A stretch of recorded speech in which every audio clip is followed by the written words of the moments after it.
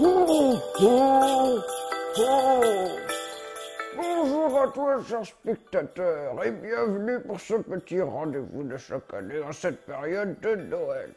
Comme l'année dernière, nous allons parler des films qui nous marquent durant cette période magnifique où le sapin, les cadeaux et les guirlandes viennent rythmer notre train de vie. Comme l'année dernière, nous avons laissé la parole à une petite galerie de youtubeurs, 4 cette année, qui vont nous dire leurs films marquants dans la période de Noël, ou en tout cas le film qui leur donne le plus envie de se caler devant la télé et de penser au Père Noël et aux myriades de cadeaux qu'il va déposer. Et sans plus attendre, je vais laisser la parole à ceux-ci, un par un évidemment, pour que vous puissiez les découvrir. Ce sacré Kim. Kim, il sort pas beaucoup de vidéos. Mais à chaque fois qu'il sort une vidéo, c'est un véritable monstre qui se déploie devant nous. Il nous parle de plein de films avec une passion débordante. Et donc cette année, il a décidé, comme à son habitude évidemment, de parler d'un film atypique. Un film que vous ne connaissez pas forcément, mais qui ne manquera pas de vous surprendre. N'est-ce pas, Kim ? Bonjour chez vous, viewers de la chaîne des Chroniques du Cinéphile, et merci à toi Valentin pour l'invitation. Le film que je vais vous proposer n'est pas un film qui se passe à Noël, mais qui peut se regarder par tout le monde, par la famille entière. My Sassy Girl, la version coréenne, est un mélange de films d'action, de comédie pure et d'un romantisme à tomber par terre. Le film est réalisé par Ja Young-kwak avec Cha Ta-young et Jana Jun. L'histoire narre la rencontre improbable sur le quai d'une gare d'une fille saoule sur le point de se suicider et d'un jeune homme timide. Rares sont les films qui m'ont fait exploser de rire et procurer autant d'émotions, croyez-moi. Véritable feel good, My Sassy Girl est une merveille sur tous les plans, car il mélange avec brio les scènes burlesques, un peu d'action, un soupçon de Wook Zapian et bien sûr de la comédie romantique qui prédomine tout le long métrage. Véritable patchwork qui réunit tous les genres avec grâce et élégance. Impossible de résister à ce duo qui va vous enchanter et tirer des larmes de bonheur. Impossible de ne pas tomber amoureux de l'actrice, car une fois vu le film, vous allez vouloir connaître toute sa filmographie. Un film antidépresseur, un film qui donne envie de vivre, un film qui donne envie d'aimer. Pour ceux qui ont du mal avec les films asiatiques, commencez par celui-là.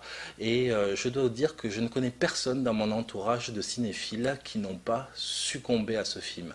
My Sassy Girl est un véritable chef-d'œuvre, véritable ovni qu'on aimerait voir plus souvent au cinéma. Thomas et Thibaut forment à eux deux les squatteurs de ciné. Une chaîne particulièrement savoureuse où, avec décalage et comédie, ils parlent des films qui forment l'actualité. Salut les internets, c'est les squatteurs de ciné et on vous souhaite un très joyeux Noël 2017. On espère que vous aurez plein de cadeaux, que vous allez bien vous gaver. Salut Thomas. Salut Thibaut, très joli pull, très joli pull, j'adore, je kiffe. Voilà, et avant de commencer, merci à Valentin de nous avoir invités sur cette vidéo une nouvelle fois. Et promis, l'année prochaine, c'est à ton tour de venir sur notre chaîne, on t'accueillera avec plaisir.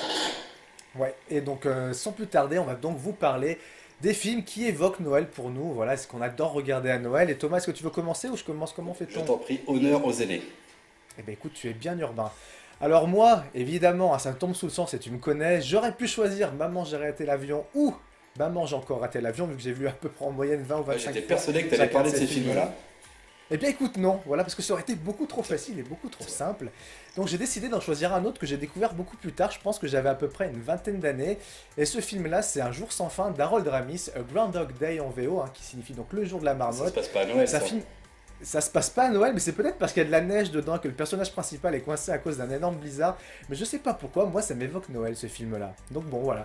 Donc c'est donc un film concept hein, d'Harold Ramis où le personnage joué par Bill Murray rejoue continuellement la même journée en boucle. Et moi je trouve ça hyper bien foutu. J'ai toujours un peu de mal avec les films concept parce que je trouve que ça tient difficilement la route sur une longue durée. Ça se casse souvent la gueule, je trouve, au bout d'une demi-heure. Mais là, ça tient vraiment toute la durée du film. Je sais plus exactement combien de temps il dure, peut-être 1h40, 1h50, je sais plus. Mais je trouve que vraiment toutes les situations s'enchaînent hyper bien, c'est hyper drôle.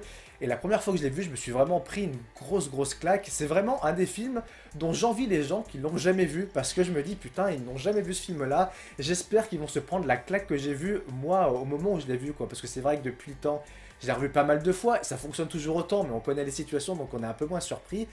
Mais là, très sincèrement, moi, la première fois que je l'ai vu, j'ai adoré instantanément. Pour moi, c'était vraiment un gros classique. On a du Bill Murray, bien évidemment, qui fait du Bill Murray. C'est le rôle dans lequel on aime le voir, en espèce de personnage cynique et un peu pince sans rire. Mais moi, j'adore. Et puis, il forme un duo complètement improbable avec Andy McDowell, qui est pas une comédienne que j'adore plus que ça. Mais voilà, je me suis vraiment laissé... je me suis fait prendre vraiment en jeu de cette petite idylle voilà, amoureuse entre les deux. Voilà. Le film se termine quand même en comédie romantique. Et moi, c'est le genre de film, tu vois, quand je le regarde, j'ai envie de regarder ça dans mon canapé, sous un plaid, en train de boire du chocolat chaud avec du marshmallow dessus, voilà. J'ai un petit côté midinette avec ce film. C'est un vrai feel-good movie comme on en faisait dans les années 80, très efficace, sans surenchère numérique ou sans surenchère dans la mise en scène. C'est très efficace, c'est très calibré, c'est voilà, du vrai bon cinéma comme on aimait en faire, du cinéma populaire comme on en faisait dans les années 80. Je suis complètement d'accord, c'est un excellent film, si vous ne l'avez pas vu, c'est une excellente adresse, allez-y. Bon, et alors toi, mon cher Thomas, qu'as-tu choisi? Un petit Disney, Eh ben non, j'aurais pu choisir un Disney, parce que c'est vrai que pour moi, le film de Noël pendant toute mon enfance, ça a été le Disney, voilà, c'était une petite tradition familiale. Mais du coup, j'ai choisi de vous parler d'un film beaucoup plus subtil, beaucoup plus poétique, presque un film d'auteur, quoi. Ah, un truc qui te ressemble. Exactement, c'est pour ça que j'ai choisi de vous parler de Die Hard 2, 58 minutes pour vivre. réalisé par Renny Harlin, donc le papa de Cliffhanger et de Au revoir à jamais, c'est ça?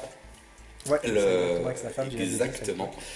Donc un grand chantre du film d'action des années 90. Alors je sais que 58 minutes pour vivre, c'est pas le meilleur film de Bruce Willis, c'est même pas le meilleur de la trilogie des Die Hard. C'est même plus une trilogie Die Hard, c'est genre, c'est quoi, une quinqualogie? Alors, je te rappelle Thibaut que tout ce qui a été fait après Die Hard 3 n'existe pas, s'il te plaît. Ah oui, d'accord, je suis désolé, c'est vrai, j'avais complètement oublié le détail. Non, c'est pas grave. Non, je suis d'accord avec toi. Alors donc moi, ce film m'évoque Noël pour deux raisons. D'abord parce que il se passe sur la période de Noël, dans la neige, l'aéroport, etc. Mais aussi parce que c'est un film que j'ai découvert après avoir piqué la VHS en scred à mes parents. Je crois que c'était pendant les vacances de Noël quand j'avais 10 ans. Et ce film est particulier pour moi parce que c'est le film qui m'a fait découvrir le cinéma un peu plus adulte, un peu plus violent. Voilà, j'avais pas le droit de regarder ce genre de film à l'époque, donc c'était une vraie découverte pour moi. Je l'ai vu un paquet de fois depuis.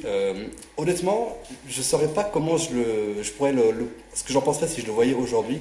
Je pense que le film a un peu vieilli, même. Est-ce qu'on peut dire que les Die Hard ont vieilli? Je sais pas. C'est peut-être un petit peu quand même. Ouais, il a un peu vieilli, mais c'est toujours hyper efficace dans son rythme, dans son découpage. Voilà, c'est vraiment un film d'action des années 90 avec le méchant qui est là. Là, je crois que c'est le général Esperanza de mémoire, qui est un méchant qui est méchant et cruel pour le plaisir d'être méchant et cruel.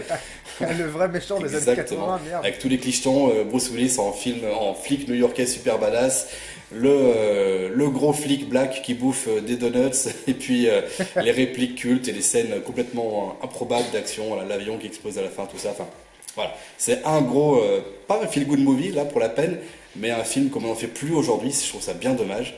En tout cas, quand ils essayent, ça donne des catastrophes que sont Die Hard 4 et Die Hard 5. Mais voilà, moi c'était ma petite Madeleine de Proust que je voulais partager avec vous. Bah écoute, Madeleine de Proust entièrement partagée, on en mangera une bouchée chacun. Voilà. Et donc encore une nouvelle fois, merci beaucoup Valentin de nous avoir invités sur ta chaîne pour cette vidéo spéciale Noël, et on te promet vraiment, tu seras chez nous en 2018, en tout cas si tu ne l'es pas physiquement, tu le seras au sein de la chaîne des squatteurs. Voilà, merci à tous, ciao ciao. Merci à tous et de très bonnes fêtes de fin d'année, ciao, bye. Et pour finir, nous allons traverser l'Atlantique pour aller au pays de Santa Claus et laisser la parole à Martin Rigaud, chroniqueur cinéma qui a sa petite chaîne YouTube qui cartonne depuis maintenant quelques années et qui va nous parler d'un film que malheureusement nous avons dû voir directement en DVD en France, mais qui ne manquera pas de vous intéresser et de vous passionner. Salut Valentin! Il y a plein de films qu'on a le goût de se retaper à chaque année, des classiques comme Home Alone, Christmas Vacation et Elf. Mais moi aujourd'hui, j'ai le goût de vous parler du film The Night Before qui est sorti en 2015. Une comédie avec Seth Rogen et Joseph Gordon-Levitt. Oui, c'est vulgaire par moments, c'est Seth Rogen, mais c'est aussi hilarant. Et ça raconte l'histoire de trois amis d'enfance qui passent la soirée de la veille de Noël à New York, tentant de chercher un party mythique. C'est vraiment avoir une surprise que j'ai beaucoup aimé. Joyeux Noël! Et donc, c'est la fin. C'est la fin malheureusement, mais ce n'est pas la fin non plus de Noël, ce n'est que le début, puisqu'il reste encore le bon repas en famille et pour certains l'ouverture des cadeaux. Évidemment, il y a les chats aussi qui se pointent et qui font les malins. Je vous laisse ainsi sur ces belles paroles, profitez bien de Noël, j'espère que vous aurez les cadeaux que vous souhaitez et que vous passerez un bon moment en famille. Sur ce, moi je vais retourner dans ma caverne pour revenir l'année prochaine. allez. Compliqué de faire des vidéos chaque année pour Noël. Non. Vraiment que j'arrête de faire ça, parce que je suis trop vieux pour ces conneries, comme dirait Mel Gibson.